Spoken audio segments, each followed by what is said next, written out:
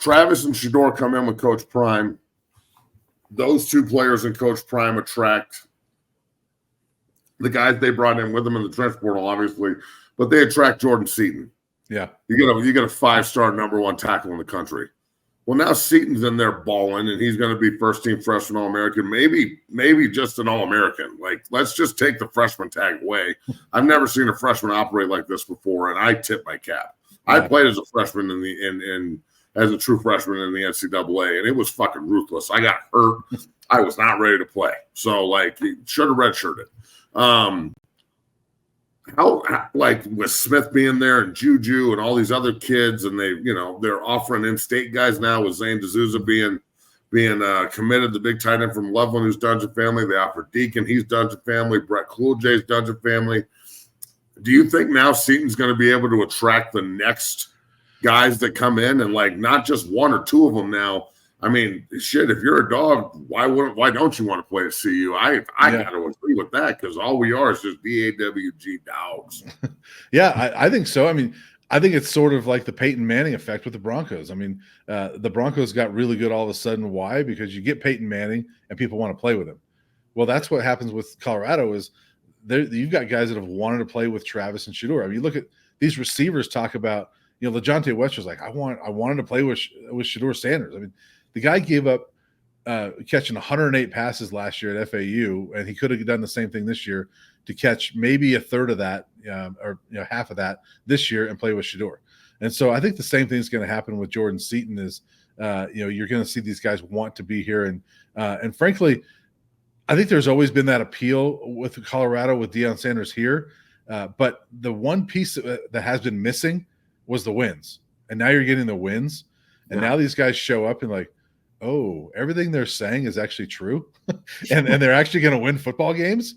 So I can not only be in the spotlight, I can not only get some NIL, I can not only get coached by Deion Sanders and Warren Sapp and all these guys, but I can win football games too. Okay, cool. And so I think it's not just Seaton, but I think that whole combination of it.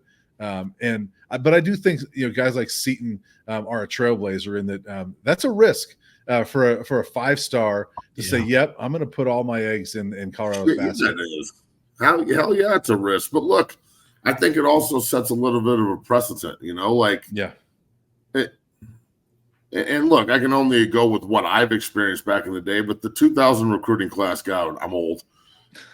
That was full of a lot of guys that everyone thought was going to leave the state, and everybody decided to stay home. Now, Craig Oaks and Marquisha Houston ended up leaving anyway, but at the same time, a lot of good Colorado homegrown players stayed home. Yeah. And I equate that to now you've got national players, because we used to national recruit, but to a point. We weren't on the same level as some of the other schools. It was still recruit, reform, and develop for Gary. Yeah. With Coach Prime, he can get players that you can, like, I don't know if people understand this really, but do you understand how hard it is to rebuild on the run and recruit on the run and develop on the run? Like, they're developing guys as they play them. They're not just like, hey, we're going to practice with you and lift and run, and we're going to get you right mentally, and then maybe next year you'll be ready. They're like, no, we got to do all this shit. Oh, and you have to play. Yeah. So I mean, that's a rarity in my opinion. It's something you just don't see. I think it's going to attract more kids than it does push them away.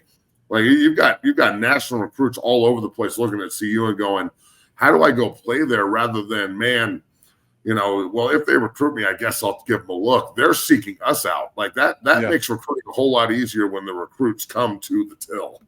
Well, I think one of the perfect examples of that is Colton Hood, the cornerback that came here from Auburn. Yeah, and I mean, you look at cornerback, and they're loaded, right? With Travis and DJ McKinney is balling out, and they have Preston Hodge, and so you're thinking, who else is going to get on the field behind with those three guys there? Well, they work in Colton Hood, and he's really good too. And so now you see that, like, you're really good. We need to get you on the field. If you're that good, they're going to find a spot for you. And we've seen that at various spots. I mean, look at the rotation they got with their pass rushers. Where they've got 6-7 guys now that they're not afraid to just stick them out there. Last year it was Jordan Dominic was going to be out there all the time because that was their guy. And this year, and he was good. But this year, it's like we got 6, 7 guys. We need them all in there. Keaton Wade at Arizona, he had 2 sacks. You know how many snaps he played? 11. He played 11 snaps that day. That's it. But had 2 sacks, and it was in the post-game press conference because he was one of the stars of the game. All he played was 11 snaps. So they're rotating those guys in there to where they're giving them opportunity and saying, you may not play 80 snaps today, but go make the most of your 15. And they love it. And I think that we're seeing that with a lot of these guys, and that's going to attract those recruits as well. You look at, remember that UCF game, and UCF was talking about how big of a deal that was. There was a huge recruiting weekend, and Coach. Yeah, none of them were there to see you apparently either. Right. And Coach Prime makes the comment like, well, they're kind of here to see us. And everybody's like, oh, they are. No, they're not. Well, guess what's happened since then? There's a kid that was committed to UCF that's flipped to Colorado, a defensive lineman. UCF's had a few guys that have entered the transfer portal that don't be surprised if they might wind up in Colorado. And so yeah, when it just makes me, when I go back to my original comment of like everything these guys say ends up being true. Remember when Shedeur over the summer was like, we're everybody's Super Bowl, and everybody gets all offended by that. They've been everybody's Super Bowl because everybody wants to be there to be them, to be with them and watch them. And then Colorado says, yeah, well, come play with us too. Yeah. Well, look, Brian, you've been covering this team for so long. You've been through the ups and the downs, and I think people don't understand, like, reporters, like, you're supposed to report what you see, and you don't sit there and project. You're reporting day by day. So, like, one day you could be like, hey, they weren't very good today, we got to get better. And to the fucking idiots that out here that don't understand the way football works and reporting works, that sounds like a hater, right? I got this really bad last year when I was like, we can do better. We shouldn't be 4-8. We're losing games by 1 score. And people are like, oh my God, Matt's a hater. And I think there's 2 different groups. There's prime sexuals who can't get over anything you say, even in a constructive way for Coach Prime and the team. And then there's Colorado fans. And this year, everything's smashed together. Like now, it's just everybody's rolling with Colorado, and it's pretty cool.